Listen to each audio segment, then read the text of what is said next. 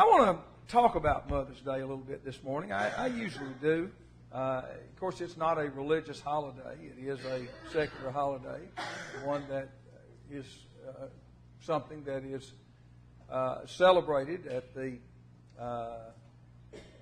request, I suppose we should say, of the United States Congress. It is a legal holiday in our country.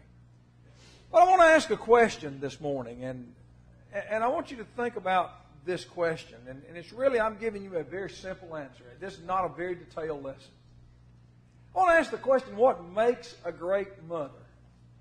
That's an interesting question. And I only put 3 things down. And they're pretty all-inclusive things. One would be a great woman. Now, the second would be a woman with great priorities. And the third would be a great work ethic. Those are 3 things that are really essential if a person is going to be a great mother. When you think about it, the first answer I gave is a great woman. You know, if you are building something in the construction industry, or if you're making something in the kitchen, and you're putting things together, the finished product that you get will be as good as the ingredients that you put in it. So what I'm saying is, if you make a cake and you have some product that you bought that is a lesser product, that's not very good quality, then when you get the cake made, it won't be very good quality either. So we need to stop and think about that. And this is kind of a lesson that says if you're a woman and you're not yet married and you don't yet have children and you're thinking about that, the time to prepare to be a mother is not the day that the child is born. That the time to prepare to be a mother is the lifetime that leads up to that event. You need to try to make yourself into the best possible woman that you can be. And I'll tell you something that's really interesting. One of the things that's really important is that we need to listen to the right people. You know, listening to bad advice is not a good idea. When we listen to people who really don't know what they're talking about, we can get ourselves into trouble. When we listen to people who have priorities that are simply not correct, they quite often mislead us. Basically, I guess what I'm saying is that when we listen to men about what makes a person a great woman, then we're probably not going to get the information that we need. So where would it then go? We would then go to God. So if you want to be a woman that's going to become a great mother, I would think that you would pay some attention to God. And I think it's kind of interesting to me that in the book of Titus chapter 2, Titus gives instruction to older women. And he says older women are first to take note of their own lives and make sure that they have them in order.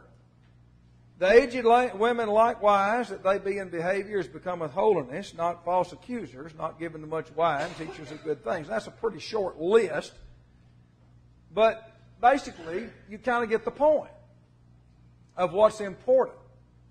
And he said once you've kind of developed those skills and those attitudes, then here's what you need to do. That they may teach the young women. Now think about that. What is it? Well, there's an old joke or saying that says, what is required to teach a dog to know more than the dog? That's what's required. What's required to teach anyone? You have to know more than they do. If you don't know more than they do, then obviously you can't teach them anything. I tell you this, it's kind of funny. I've said it before. Many years ago, when Pat and I first moved to Nashville, we were attending Perry Heights congregation in Donaldson. And I had, as I've said before, obeyed the gospel when I was 14, had become just grossly unfaithful the time I was 16, and until I was 21, never made any turn back to the Lord to any great extent, although did attend a church service once in a while. began to try to be faithful and try to be useful in the Lord's kingdom, and got appointed to teach a young people's Bible class. And the Bible class that I had, I believe, was the 4th, 5th, and 6th grades, I think. I think there were 3 grades in it. And there was a young boy in there who came from a family of 6, and he was kind of the middle child in there. He wasn't the oldest or the youngest. And his mother and dad were members there. In fact, they were the babysitters for Brian when Brian was first born, as Pat was working. And this young boy knew a great deal more than I did about the Bible. And he knew it. And it made a very uncomfortable Bible class. Because I would try to teach the Bible class, and he knew it. He knew more than I did, and he knew that, and he would kind of make that known sometimes in the class and make me look pretty bad. But you know what? It really helped me a great deal, because what I did do was, by the time I got out of there, at least I knew as much as he did, because I devoted myself to learning a little bit so that I wouldn't be so embarrassed. But the point is, you have to know something to teach somebody. That's what he says here. He said, the aged women be in behaviors becometh holiness, not false accusers, not given to much wine, teachers of good things, that they may teach. In other words, they've developed this in their life so that they can teach others. Who are they going to teach? Teach the young women to be sober, to love their husbands, to love their children. You know what's interesting to me is that what you're seeing here is God is saying, if you want to be a great mother, you need to pay some attention to the instructions that I give. Who knows more about human beings than God? He created them. Who knows more about how to live your life in a righteous manner than God? Because He is inherently righteous. When you stop and you think, too many people in today's world are really interested in trying to improve themselves. They just don't look to the right sources to find the information to make them what they want to be. So if you want to be a great mother, you have to be a great woman. If you want to be a great woman, you've got to turn to God and pay some attention to what God said and order your life in the way that He has instructed. You need to remember this too. When you think about being a good mother, it requires that we learn something. You know, one of the things that you need to realize is that people are not born being great mothers any more than they're born being great electricians or great accountants or great anything else. When we're born, every one of us has basically the same amount of information that every other one of us has, and that's none. So whatever information and whatever knowledge that we have is something that we accumulate as we go along in our life. And so we stop and we think about any area. Just think about all the things that people do in occupations that they have. Whatever you're doing, you probably had some type of training. It might have been a formal schooling in which you got a degree. It might have been go to a police academy. You were an apprentice, or you might just worked on a job till you just accumulated enough information to know something. But whatever the case may be, you had to learn, and you had to realize that there are things you don't know and that you need to know those things in order to be good at what you do. Sometimes we have certain passages that we use in certain ways, and it's kind of unfortunate because there are general principles of truth in them that extend far beyond the way they're normally used. 2 Timothy 2 is a good illustration of that in verse 15. We quote it often. Study to show thyself approved unto God, a workman that needeth not to be ashamed, rightly dividing the word of truth. And we usually use that in reference to learning about how to worship God and things that we ought to do as the Lord's church and this kind of thing. But understand something. Understand something. Every aspect of your life is an area in which you're responsible to God. As a mother, you're responsible to God. And therefore, when he says, study to show thyself approved, a workman that needeth not be ashamed, you need to be careful that you understand that God's Word has the information that you need. There's even a song that we sing, make you what you ought to be. And that's true in every area of life. It's not, sometimes we kind of think about that as just being the church, that, we're going to do the 5 items of worship. We're going to be involved in the work that we ought to be involved in. And we don't realize that we've got a whole life out there. And there are other things and responsibilities that we have, and God talks about those too. And we have to pay some attention to what He has to say if we want to please Him in those areas. And it's kind of interesting to me that in 2 Timothy 2:15, he says, "Study to show thyself approved unto God, a workman that needeth not to be ashamed, rightly dividing the word of truth." He then says this, "But shun profane and vain babblings, for they will increase unto more ungodliness." There are things in life that you need to realize are just not true. And you need to realize that certain people are just not really equipped to teach the truth in certain areas. And those are not the people to turn to. If you are trying to gain information about how to be a great mother, be very careful. If you read something somewhere that someone says that is just, you can tell immediately, blatantly in opposition to what you've learned from God's Word, then you kind of realize that's profane and vain babbling. Just kind of ignore that and go on to some other area. And one of the things that's interesting too is this. In some things, God really doesn't give us His own definition. But He does in this area. When you think about what makes a great woman, God gives you a definition. It's a pretty lengthy one. You've heard it many, many times. I mean, how many funerals have you been to when the preacher will turn to Proverbs 31 and read these 21 or 22 verses? Sometimes I get confused when I think about that, but begins with verse 10. "Who can find a virtuous woman? For her price is far above rubies." And then he begins to define it.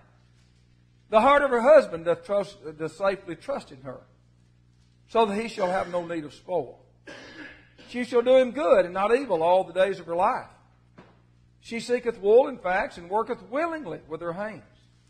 She is like the merchant ship, she bringeth her food from afar.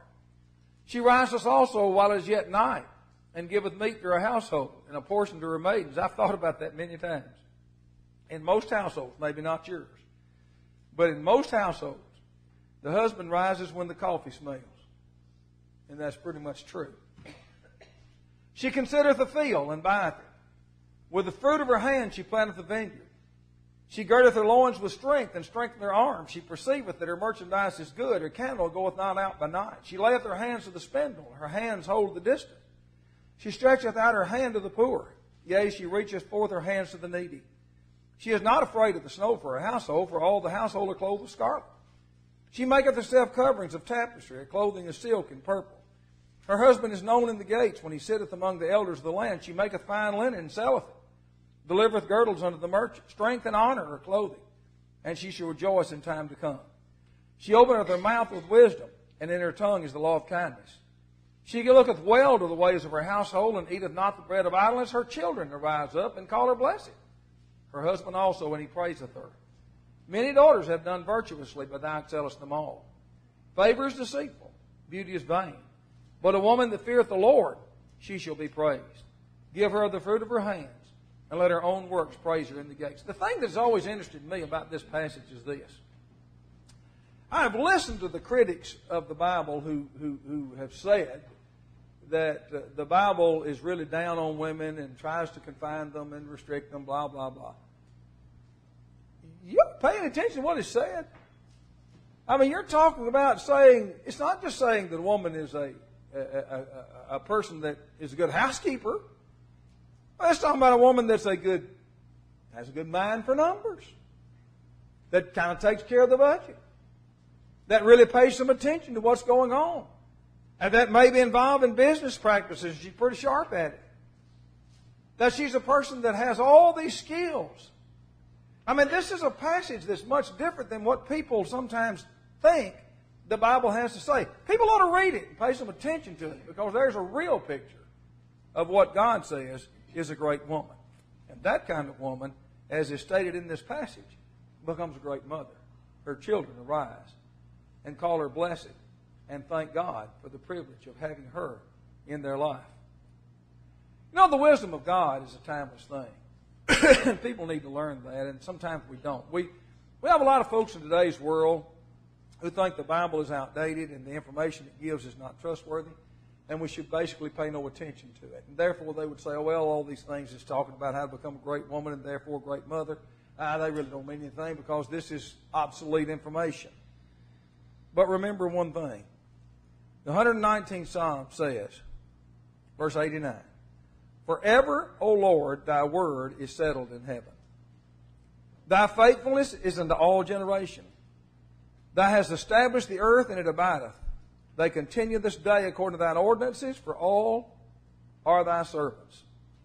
Unless thy law had been my delights, I should have perished in mine affliction.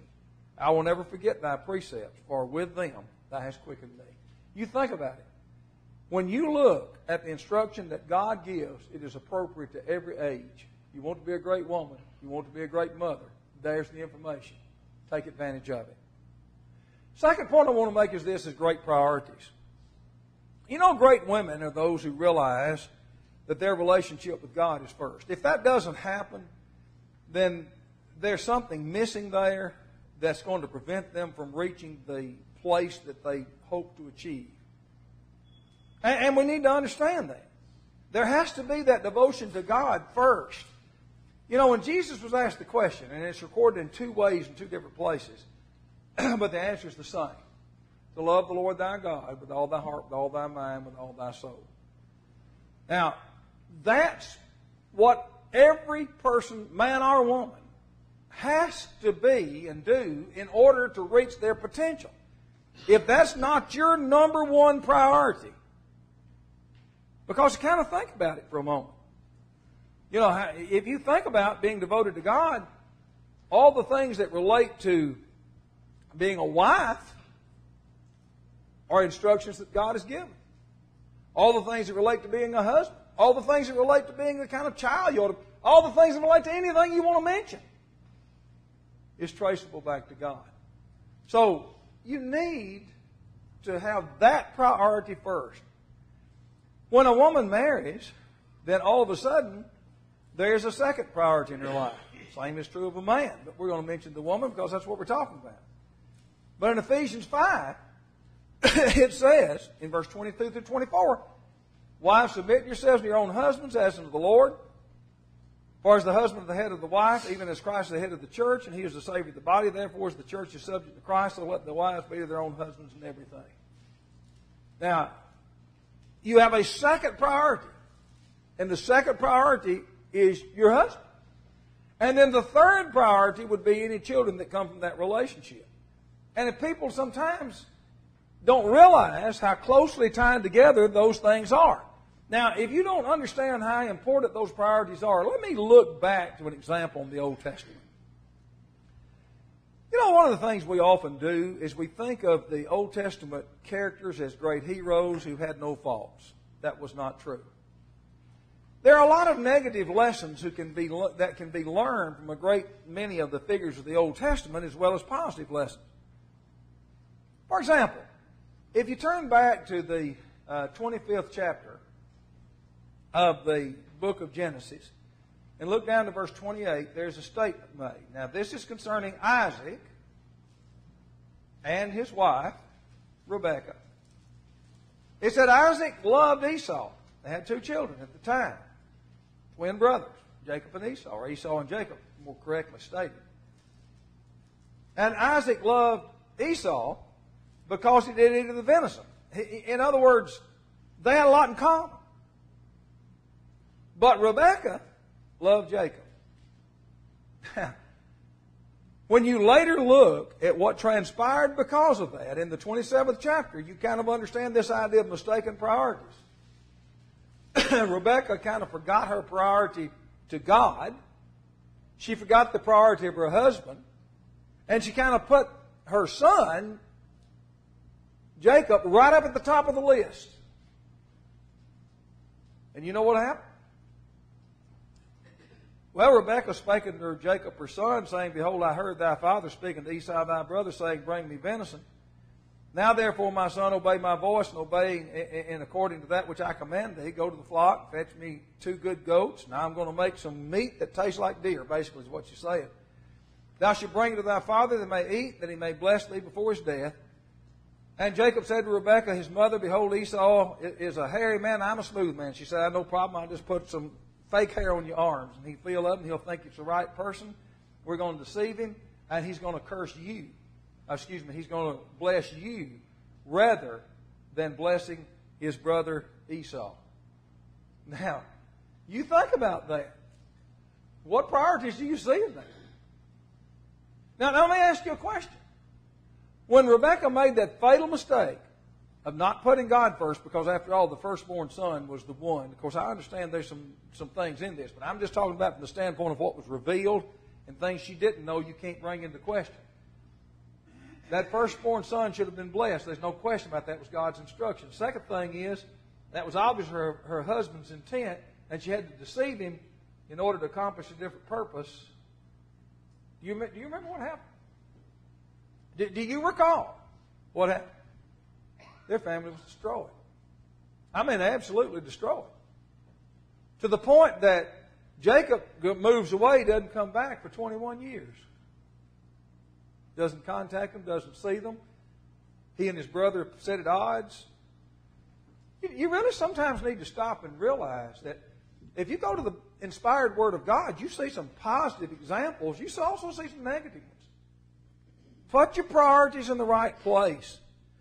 The 127th Psalm, which we read quite often, we often read it because of that little section that talks about heirs in the hands of a mighty man. But it says something in verse 1 that you really need to pay some attention to because it's important. Except the Lord build the house, they labor in vain that build it. Except the Lord keep the city, the watchman waketh but in vain. It is vain for you to rise up early, to sit up late, to eat the bread of sorrows, for so he giveth his beloved sleep. In other words, if you ignore the will of God, then there are going to be consequences that will be a problem. So just stop and think about it. You won't be a great mother. You need to have the right priorities. You need to put God first in your life, your husband second, and your children are going to be third, and everything else has to come somewhere below that. Sometimes we make the decisions about what is the priority beyond that. The last point I want to make is this. You have to have a great work ethic. You know, there is a problem with being a mother. And the problem is this. Most of us, if we have a job, in our country it is customary that most jobs require 40 hours a week. Now, some of you like Joe have one may require a lot more than that, but that's kind of what we expect. You go to work somewhere, you expect 40 hours a week. That's about what's required of you. The day that you become a mother, do you realize what that job is? That job is 7 days a week, 24 hours a day, 365 days a year. Now, that's a different situation. And I think sometimes when young parents have a new baby, they get a rude awakening. You ask Pat about it. She sent me one night, as I had done several times in the past, to go to the kitchen and prepare something. I don't even remember, but that was bottles, because I went to the kitchen, I put them on the stove, and I started them boiling. I walked back into the nursery instead of the bedroom where she was, and stood up against the wall, and believe this or not, I went to sleep standing against the wall. I didn't wake up until I was coughing and hacking because the water had boiled out of the pan with the nipples and the heat had melted it and it had actually caught on fire. Now, you know, it took me a while to grasp this idea of the changes that took place. But you know what? For as tough as it was on me, it's a whole lot tougher on her. She was the one that ended up with the brunt of it. So we have to realize if you don't have a great work ethic, and that's the problem you have today. I mean, you know, if you don't believe this is a problem, you look at the news, at the number of children who are neglected because they're mothers and sometimes they're fathers, but now we're talking about mothers. I mean, just think about the ones up in Clarksville not long ago where the kids were at home and they found the mother and she was in a nightclub and Just think about that, and that's the problem. I mean, it's a real problem. You've got to understand, if you're going to be a great mother, you've got to have a great work ethic. If you don't, you're not going to make a very good one. That's just the truth. And I kind of wanted to put this in perspective by just reading this verse, and then we're going to end. In the book of Ecclesiastes, and I said this morning in the lesson that, I'm more a Proverbs and Ecclesiastes man than I am a Psalms man. I understand they're all inspired of God, the great truths to be learned. But Psalms is a very poetic book, and I'm not a particularly poetic person, so I kind of struggle with it, trying to deal with it. When I read Proverbs and Ecclesiastes, I have no problem. I'm a very practical person, so practical words just really hit me quickly. And the wise man Solomon said this in Ecclesiastes chapter 10, verse 18. By much slothfulness the building decayeth, and through idleness of the hands the house droppeth through. Now, if you apply that to a family, you realize how many families are in trouble because people are just plain lazy. They just won't do what they need to do. And we're talking about mothers, so we'll put some of the blame there and say, okay, if the mother is that kind of, she's slothfulness, her family is going to just be destroyed. It can't be what it ought to be because she doesn't have the proper work ethic. So I'll tell you what, when I look around you and I think about the people in my life, and the one that I have the most acquainted with is my wife. And we have 3 children. And I can tell you something. If there ever was a person on earth that was not described as lazy, it would have to be her. And I think about how many times you could probably say, many of you, the same thing as you look back at your life. Now, there may have been times you came in and plopped down in a recliner, but how many times you ever see her say, well, I'm just through, I'm going to sit in the recliner a while? That probably doesn't happen very often. Just no time for it. So just stop and think about it. You want to be a great mother? Just try to become a great woman. That's the most important thing. You have to have good materials to build something out of. Try to have great priorities so that you're going to devote yourself to the proper things. Because after all, if you get them out of order, and you kind of look at Rebecca, she kind of got things out of order, and it really made a mess. Just make sure that you understand what the priorities are. And you need to have a great work ethic. And hopefully, the lesson's been somewhat helpful. I'm not a person, I sometimes listen to people, Pat reads me things off Facebook where people write things, and if you want to do that, that's fine. But that's not me, to write a thing on Facebook that's mushy-mushy. I am not particularly that kind of person. But at the same time, I look at things from a practical viewpoint, and practically, I think that's the truth. I know a lot of people that are kind of the mushy-mushy kind, and sometimes they may talk a good fight, but it kind of takes a little practicality to really end up being what you ought to be. So, to all the mothers we have here today, I would say what a great sense of appreciation that we have, because I know a lot of you, and I know that the things we've said are really spot on as to the way that you've lived your life, at least as far as my human understanding can see. We're going to sing a song of encouragement. We've not had a first principle lesson this morning. We understand that. And this is a great song. You must be born again. We had a lesson, I believe, last Lord's Day that really encompassed this idea of becoming a new creature in Christ Jesus. In order to become a new creature, there has to be kind of a ceremony. There has to be a recognition of that effect. And that's what baptism is all about. You look at Romans 6, that's what he said. That's what we talked about. It's a burial. You're buried with water in baptism. You're raised to walk in newness of life. And that's what this song is describing. And hopefully as you sing it, you'll stop and think about whether you need to be submissive to it. As together we stand as we sing.